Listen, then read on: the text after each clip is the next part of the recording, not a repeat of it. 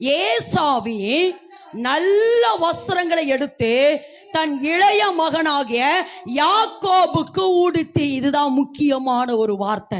ஒரு பக்கம் நம்ம எப்படி ஜெபிக்கணும், வேதத்தை வாசிக்கணும், எப்படி ஆராதிக்கணும்னு பரிசுத்த ஆவியானவர் நம்மளை தேவனிடத்துல நடத்துகிறவராயிருக்கிறார்.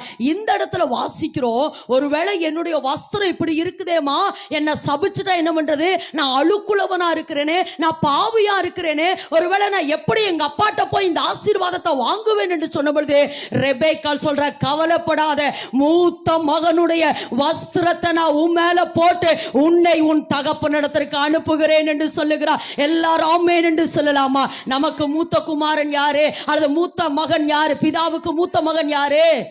நல்ல சத்தமா சொல்லுங்களே, நல்ல சத்தமா சொல்லுங்க.